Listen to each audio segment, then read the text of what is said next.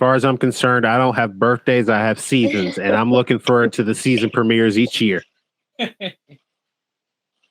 You got canceled. What happened? Oh, man. Some new supporting role.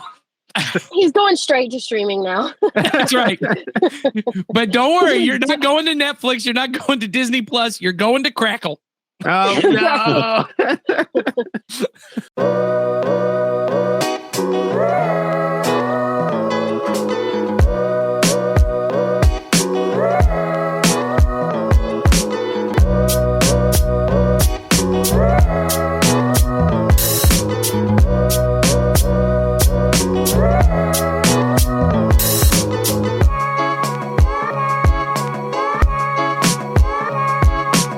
Welcome back to the Family Movie Night Podcast. This is episode 48, and we are here to help your family have better conversations around the content you consume. And today, we are talking about the Pixar amazing film from 2017, I believe. I don't have it pulled up. Coco. And here to help us talk about Coco, as always, is the hero of this podcast. Who we'll just go ahead and let you be Miguel in this, who is definitely, or Hector. Hector's a pretty good hero in this podcast. Donnie Dorsey. As long as I get to play the music, as long as I get the guitar. There you go. Yeah. That is the best pronunciation there you could go for this movie. That was the most southern pronunciation. The guitar. That's right. Very good. And then, of course, the villain of our podcast, Sawyer Hewlett, who I guess in this is just generational curses in the flesh and blood. Sawyer Hewlett. I'm Benjamin Bratt. Okay, that's who I am. He's the villain of the movie. Nope. Okay, I'm. Nope. Shouts out to the. You're like that dog that gets turned into the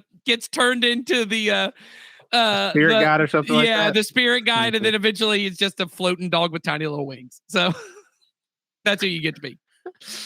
All right, and of course, the mom of our podcast, Heidi Cooper, trying to rein us all in. How are you doing? Oh, it's impossible. No, I'm just kidding. Rowdy boys. We're rowdy bunch. Very excited to talk about this movie, though. And of course, Donnie Dorsey, before we get to that, why don't you explain what it is we do on this podcast? Absolutely. So on this podcast, we encourage every family at Community Christian Church to have a monthly movie night to help you and your children build memories and start conversations that matter. The goal of our family ministry is to help you raise your children to love Jesus and his way of life above all other things. And we know that critical to that is for you to have a routine, regular time of connection, and some shared experiences that'll help you build stronger relationships. And, movie nights are great opportunities to do that because movies are not just an easy way to share laughter and joy, fear and sadness in this safe environment, but they also give us a chance to talk about what matters most in ways that are meaningful and memorable with your children. And on this podcast, we want to not only recommend some movies you can watch on your monthly movie night, but give you some ideas of meaningful conversations you could have with your children during or after the movie. And as always, the point of the podcast is definitely not to add one more thing to your list of things you feel guilty if you don't do as a parent. What we definitely want to do is make it easier for you and your kids to enjoy being together and build memories together, and then have conversations about those things that matter. So throughout our conversation today, remember, we just want to have fun and help you think through simple and easy ways to share your love of Jesus with your kids. And today we think the movie we have is a wonderful opportunity to do that. Coco, in case you don't know, is a family film from Pixar that is about the following. Despite his family's generation-old ban on music, young Miguel dreams of becoming an accomplished musician like his idol Ernesto de la Cruz. Desperate to prove his talent, Miguel finds himself in the stunning and colorful land of the dead. After meeting a charming trickster named Hector, the two new friends embark on an extraordinary journey to unlock the real story behind Miguel's family, history. And we're going to be talking more about some of the themes surrounding that. But first, I just want to talk about why this movie works. I mean, what is it about this movie that just gets you excited to watch movies with your family? So, Donnie Dorsey, why don't you start and just tell us what is it about this movie that works for you, man? I mean, okay, so I'm a steal a little something out of the villain's playbook here, and I'm gonna say this animation. Whoo! I'm Spot on. talking spot on. Like the detail, the intricacies of the backgrounds, the locations. I mean, it's so encapsulating and like entrancing a little bit to watch. And then the story of, this young kid that's trying to figure it out, and has no idea what he's doing, but he thinks he does. And then, dealing with all that, it's just, I mean, it's a chef's kiss. Yeah, I was saying earlier, I think this might be the most beautiful Pixar movie, and there are lots of really beautiful Pixar movies. Mm-hmm. But I think the colors on this, I think the design of it, just everything about it, the world building, just the Land of the Dead itself is just gorgeous to look at. We were saying before we started filming, I said, maybe this will be exactly what heaven looks like. Like maybe it'll just be this colorful and beautiful and loud and like bold and everything. Just absolutely gorgeous. A lot of fun there. The villain of our podcast, Sawyer Hewlett. How did you feel about Coco? I liked it. I was saying earlier before we were recording, like this movie's like a cheat code for my emotions. I hadn't seen it before. I might have seen it once, like at like a party or something like that. I don't remember. I did not remember anything about this movie, other than I remembered, wow, that old lady is really well animated. That's really the only thing I remembered from this movie. On your scale of old lady animation, where does this fall? Oh, this is the top, okay? Okay, and at the very bottom is Batman the Animated Series, okay? So, which is a show I love, but does it have particularly bad old lady animation? Well, they're the exact same models as every other woman in the show. So gotcha. Yeah, they just have her hunch over a little. Yeah, exactly. But I freaking love this movie. Let me tell you, I like. In terms of movies where it's like it just like activates my emotions, the ending scene when he plays his guitar for Coco, like entering that scene, I was like, oh, this is gonna be a really sweet scene. Literally, the guitar gets strumming, and I'm like, like it's just like lump in my throat instantly. I'm like, it was like instant. It was so fast. It caught me off guard. It was, yeah. I mean, like I'm like getting emotional just thinking about it. It's such a beautiful movie, such a great story, really intimate and stuff like that. We're going to get into the themes, and it's a very broad movie. But I think my favorite idea behind the themes of this movie is just how intimate it is. It's about this little boy who has a passion, and he has to find a way to glorify, to bring it before his family is the thing. And it's just such a beautiful moment, the way that he figures out how to do that. I agree. No, I just think this is an absolutely gorgeous film. I think for me, as it probably doesn't shock anyone, I cried like 4 times in this movie. And my kids, I actually think one of my daughters was crying and was trying to hide it. I don't know why, because I'm like a very emotionally vulnerable dad, but like she was like, I can't let my dad know I'm crying at this movie. So, but yeah, just very emotional all the way through. And of course, I gotta imagine. Does she normally pick on you for your emotions? No, I don't know if she does. No, but I mean, they all tease me about the fact that I cry during every movie, but I don't know. I was just about to say, if I was crying in this movie, Heidi must have just been the puddle of my own tears. Cause I gotta imagine if I was emotional, Heidi was losing it in this movie. Yeah, it's a super emotional movie.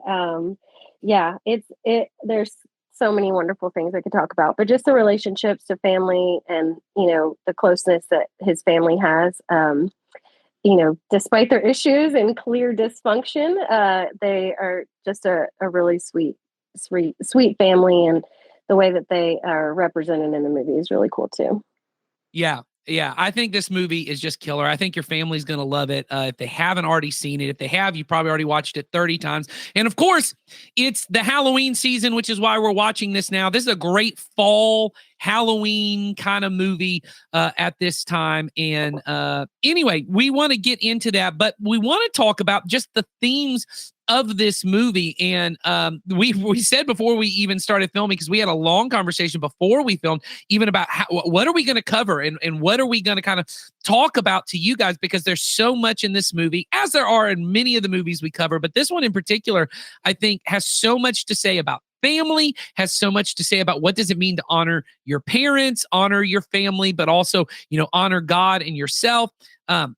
I mean, one thing just right off the bat that I want to have just a brief conversation about is I think this movie gives us a good opportunity to just talk about the afterlife. Like what is life after death, look like? Because what the premise of this movie is, this is Dia de los Muertos, where on the Day of the Dead, the characters in this movie are able to travel. The characters from the land of the dead are able to travel to the real world, the land of the living, if their picture is put up to be honored on this day by their family. And if anyone in the land of the living is dying and they're the last person to remember you, you disappear in the land of the dead. If you are no longer remembered, you basically cease to exist, it seems.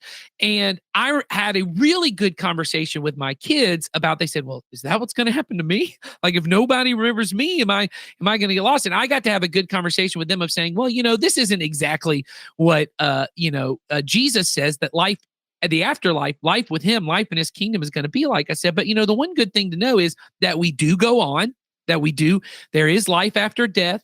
And that what Jesus says is that if we honor him, if we remember him, if we follow him, that he will always remember us. And so even long after, generations after anyone remembers my name or remembers stories about me, God will always remember me. And I'm always safe in his kingdom. And so that's a good just conversation for them to understand that this idea that, but for them to know that, the relationships we make, the way that we choose to live, it does affect our afterlife. And so there's good conversations there. Anyone else have good conversations just around the idea of the afterlife in general? I know Heidi and I were talking a little bit about it beforehand. Heidi, were there any good things that you were able to talk about just about the afterlife in general? Yeah, I think for me, I was able to just kind of point back to my kids and say, like, this is sort of a fantastical or like imaginative, way that we can look at the afterlife. And there's beautiful parts about it that I'm sure like will be true, will resonate, in whatever heaven actually looks like. But the most important part is, like what we also talked about before this was, just like kind of being willing to like remember or to talk about the people that came before you, and not because you have to or because there's some kind of obligation. None of that is real, but because they shaped who you are, and therefore you are shaping somebody else, and that's important to kind of pass that along and have those conversations.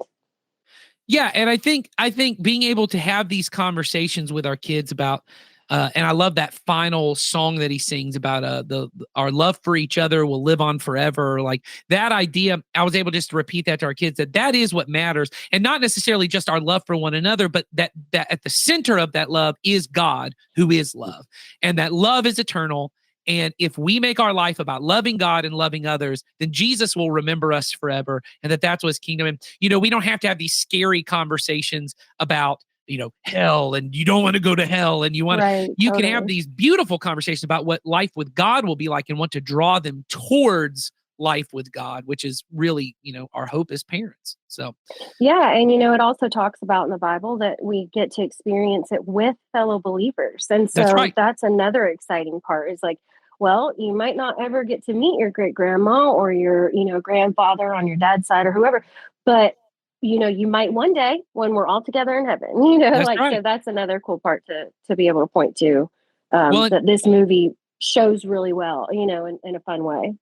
Well, and even believers who that we all become a part of what, early believers refer to as the communion of saints, that goes on forever, that before the throne of God, there are just believers who are there at all times, and they are loving God, and that I get to interact not just with my biological family, but I get to be a part of this family of God that is even bigger than that. And, Mother Teresa and, these kind of like great saints that went before us, Paul and Peter and, who knows, like we will all be a part of the same kind of thing. And so, like you said, even if here on earth, I may not know all of my biological family or legal family or whatever, I have this bigger family of God that I get to belong to that does exist forever. And so it is that love for each other, love for God, that really does live on forever, and we get to be a part of that. So I think this movie does give you a chance just to have that conversation. We had multiple conversations about that. But the bigger theme, and this is what you would have seen when you clicked on the episode, is we want to talk about this idea of, one, why does family matter? Why does God put us in families? This is a good opportunity just to have good conversations about family in general, right? That family matters, and that God put us in families really to be an example of his love for us, right? Because he refers to himself as our Father. So that, we get to represent as parents God to our children, but also that the family would be an example of the church, that really my primary family would not be the family I'm born into, that my primary family wouldn't be the family that we share the same last name, but that it would be this bigger family of the church. And the way that I learn to love my brothers and sisters in real life can either benefit me in the church, or it can really be something I have to overcome, right? That all of these things. And that's a bigger part that we want to talk about that. And we see this in this movie of the kind of generational curses that are placed on this family that then become things that Miguel, generations later, has to overcome in order to really love and honor God. And so, and obviously he in this movie is not trying to love and honor God, but that your children would be able to love and honor God. And so I wanted to kind of start there in our conversation. And so Heidi, why don't you start by having that? You had kind of brought this up beforehand of why it's important that we have conversations about, generations and the people who came before us, but in particular in helping our kids to understand themselves and to understand their life in honoring God. Yeah, totally. I think that, from my experience, like we didn't talk very much about a lot of like the negative things and certain things that, maybe should have been talked about and would have kind of clarified some of the, behavior or things like that. And I think I think my overall message to parents on this would just be like, tell stories, talk about these things with your kids, talk openly and as honestly. Obviously, it has to be age appropriate. You don't want to tell your 3-year-old about, their drunk uncle so and so and what they did at, Thanksgiving a decade ago. But, you do kind of want to just be real with them as early on as possible and honest with them. And so I think, yeah, it's just tell stories and in equal measure, the ones that show the good parts about your family and the ones that, also kind of provide a little insight to your kids about maybe why certain things are a little bit more challenging in your family. And I just think it really helps kids to develop a sense of self in order to like see, okay, well, here's the kind of person that, I'm kind of like, I lean towards in my individuality, but I know that God has a purpose for me. And so these are some of the ways that I've, been gifted, or some of the things that I've learned through life that I can use to honor him.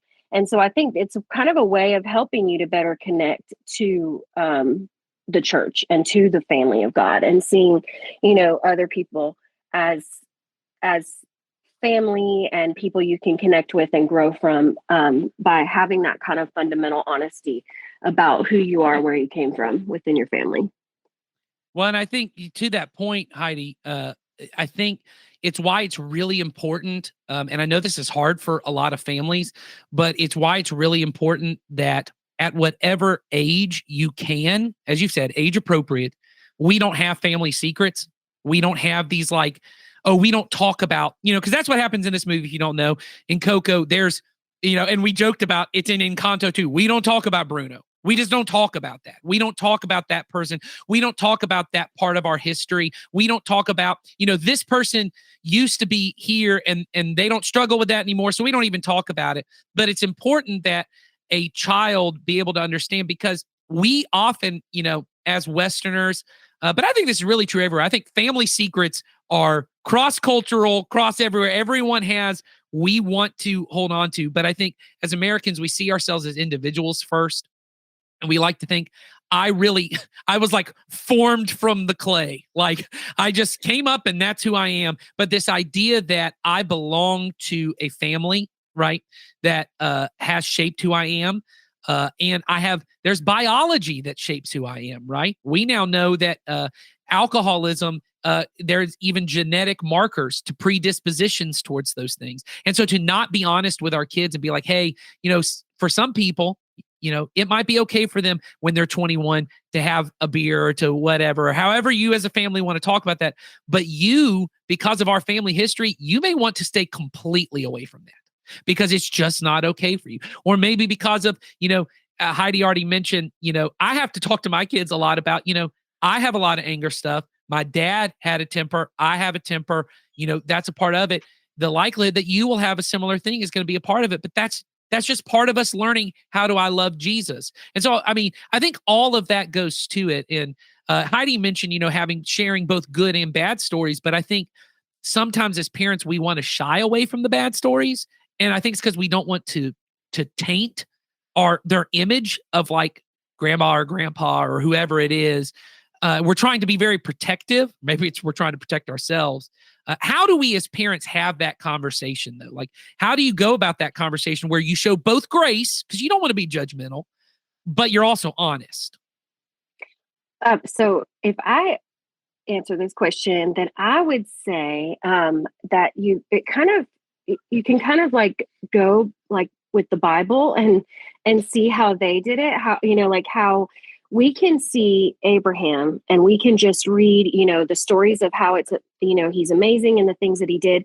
But there are also stories in there about, his his indiscretions and, the terrible, horrible things that he did. And his, Moses, like, yeah, he saved a whole, the people of God, the whole group, but he also was a murderer. He was a liar. He was a, trickster and kind of a coward in a lot of ways as well. And so there's so many different things that, we want. I think it is just as important in those tough conversations to just remind our kids, like, just like you're human and you make mistakes and just like mommy does too, same with grandpa or same with, great grandpa. And they did this thing that I really had an effect on the whole family. And so, I just want to make sure you're aware of it and that we talk about those things so that if you have any questions, I can be here to answer. I think that's the biggest thing is we just kind of want to like be real, be honest, be fair. And, and really it's more about the information that they need to help them, to guide them, in what they might face as a result of, the family that they either were born into or are being brought up in. Yeah, I know that when we have done foster training and things of that nature, what they always say is that kids should know every part of their story by the time they are 10. And when that they mean in that sense, like their birth story, their, adoption history, all that kind of stuff, that you shouldn't try and keep any of that secret. Obviously, you have to have those conversations in varying levels of whatever that looks like. But I think it's also true for just, things in your family that by the time a kid's age 10, they should be able to, there shouldn't be secrets that should be so deep because we tend to think that those are things that we have to hide. But, not many of us maybe are going to have like these deep, deep family secrets we have to bring. But I do think just the part that you talked about, Heidi, of I've got sins in my past, right? I know parents who are like, I don't want to talk about the fact that I had sex before I was married, or I experimented with drugs and alcohol, or I did, I snuck out of the house. I don't want to tell them any of those things because I don't want them to repeat those behaviors. But there's a benefit to, and I think these are the two things, or I don't want them to change their image of me. But this is the thing I think is huge. And Donnie, it looked like you were going to say something. So maybe you can incorporate this or totally abandon this. I don't care. But go ahead. So what I was thinking about, like kind of going what y'all were talking about, is I think it's important as a parent to create a safe space for honest conversations. Because a lot of times I think, like what y'all were saying, is that we do sometimes try to protect ourselves or the legacy that is out there for our family. And we neglect to say the truth of all of it, because it's the idea is like, there's the truth, and then there's the other person's truth, and then there's what actually happened. And I think as parents we have to be willing to accept and have that conversation and let our kids, and like what Heidi was saying, is it has to be age appropriate. If there's an issue with things, maybe it's like, hey, um I wouldn't do this particular thing because from our family's history, this could lead down a different path. And then when maybe they don't have the questions then, but they come back to you a year later or 6 months later and they say, well, what did you mean? And then Yeah. you can have that honest conversation, because I think so much we want to have this perfect conversation right away. But instead of having that perfect conversation, we just need to make sure the door is open. It's kind of like that idea of, like, as a parent, you leave your door cracked just in case your kids need you, Yeah. because you want them to know that you're there. But we're not going to be like, hey, look here, go look, this is everything you will ever need to know. Don't be afraid. And they're like, ah. Well, and I think what we allow, so let's say when you're having these conversations and your fear is a little bit like, I don't want to, if I'm telling the truth about something and they may think differently of me, or they may think differently of their mom, or their grandpa, grandma, whatever. I honestly think they will think differently. And I think it's good, because what it allows them to do now is to actually have grace for people, and not to, on either side, vilify a person. Because that's what we see in this movie, right? Is they had vilified this grandpa character who had, or great grandpa who had kind of gone off. And now we don't ever listen to music because of this, right? And they'd come, or what happens with a lot of people is, my grandpa's never done anything bad. My grandma's never done anything bad. My mom never does anything bad. And it allows them to see the truth. And this helps inform for themselves, that they can have grace for themselves, that all people are a mixture of sinner and saint. All people have good and bad qualities. And to be honest about those things, you're actually freeing up your children to have honest and important conversations. And so I think the more that you can do that, you're actually opening the door for grace. And because if you reveal all of this information at probably the most critical and judgmental age, 17, it's not going to be good, because they will think I have all the experience I need to make up my mind about people. But if this becomes just a part of growing up, and once again, I don't want to make this sound like what you're revealing. You're probably not revealing, by the way, your grandfather was involved with the Kennedy assassination to bring Kennedy back up. You're bringing you're way cooler than we all thought our audience. And by the way, don't tell anybody we told you this, okay? That's right. That's right. We could still face charges. That's right. But what you are bringing up is, hey, I didn't handle my sexuality well. Or, hey, I didn't always handle my anger. Or, you know what? I got in trouble with the law. Or I got in trouble with X, Y, and Z. And you're just revealing. And the point is not to bring up the secret. The point is to aid your kid in being able to understand their predispositions to things. And once again, that's not at 6. It's just, you got to have these conversations so they can understand the challenges they have in loving God and loving people, because we all have challenges. And that's the thing that I have a lot with conversation with my kids, because we come from varying degrees of challenges in my family. And to be able to say to them, everyone needs help with something. This is just the specific thing you need help with. Yeah, and that's different. Yeah, it's because it's that idea of like, it's damage doesn't mean broken beyond repair, because Jesus taught us that very much so through the individuals that he chose to begin his ministry with, is that. And I think a lot of times it's that, just reminding ourselves that, look, I have things that I've done. And like you said, like, maybe it's not the worst thing in the sense of like the magnitude of it, but maybe it's that thing your kid needs to hear, that they will encounter a person down the road and go, man, you're angry. My dad or my mom was very angry, but I saw how much they could change, and they see an opportunity to show grace to someone because they first saw it in a person that they respected and loved. So let me pitch just a idea of how this conversation could go when you're watching this movie. Because that's what we do here. We're trying to have conversations around the content. So you're watching this movie. And there's a scene in the movie where he finds out that this grandpa, he always thought his grandpa was this De La Cruz character who is like, basically, it's like Elvis or like Julio Iglesias, like national treasure singer, songwriter person, right? And he finds out not only is that not his ancestor, he actually murdered and stole the songs of his great-great-grandpa. And they have this moment where not only does he find that out, but then he brings his great-great-grandfather back to his wife, which is the kind of matriarch of the family. And there's this moment where there's just all of this understanding kind of washing over the audience, washing over the family. And to be able to say to our kids in that moment, hey, isn't it cool that there's forgiveness happening and there's grace that's happening? And even though both people, she had written him off, did kind of at first abandon his family. Like there's brokenness. Both people did something wrong. Yeah. But everyone is a mixture of good and bad. Everyone is a mixture of good and bad. And then maybe even say, I haven't always gotten things right.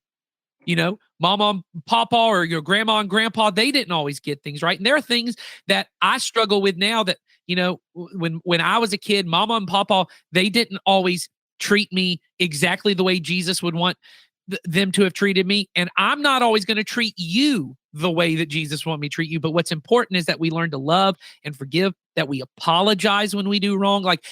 So that's a good way to just introduce the conversation of none of us family. There are no perfect families. Nope. And we need to be honest about it. We need to apologize, but we also need to give grace for one another. Yeah.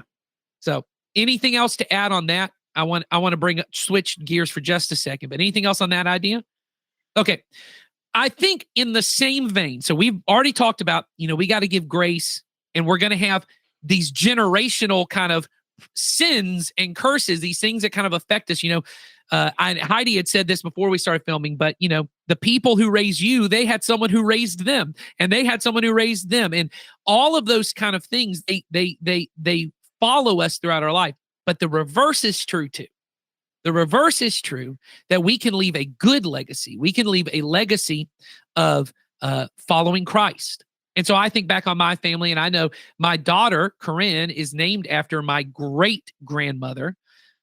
So my mother's grandmother, who was also named Corinne, and was this the whole time I was growing up, was this godly woman. I was just told of, she's this godly woman. She read the Bible, all day long. She would just read and pray. And she had the character of Christ and the nature of Christ. And that was always very inspiring to me. And knowing that, both sets of grandparents on my side of the family, they all went to church.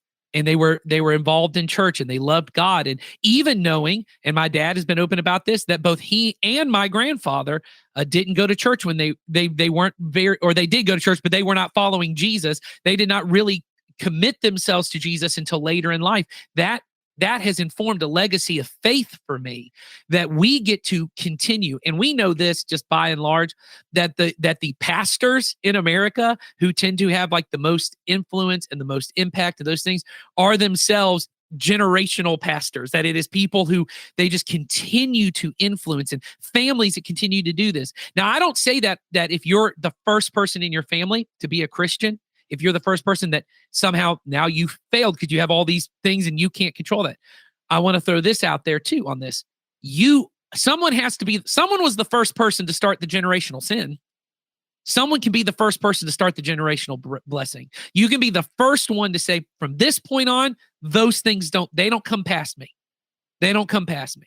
And I'm thankful for both of my parents who have told me, of things that they knew that their parents did. And they said, I just said, I'm never going to do that. I'm never going to do that. And then I, as a parent, can do the same thing. And we can continue to create legacies of faith going forward. These legacies of blessing, not curses, blessing that go forward. Do you guys have anything to add to that idea of just being able to give our kids this legacy of blessing? Yeah, I think kind of like what, along the same lines of what you were saying, but a little bit different is that in talking to them openly about these things, then it gives each generation, like you were saying, a little bit more of an opportunity to get this better, like to at least get a little closer to what Jesus would have us look like on these things, that the way that, we can create a whole generation of a family who's, been riddled with addiction is to have a generation where they're so aware of where they come from and they're sensitive to that, but they don't also live in total and complete fear. And so it's just like you said, like just being honest about things, being open about things, saying, well, yeah, we're not going to do this, but this is something they really got right. And so we're going to move forward and, add to that, build on that.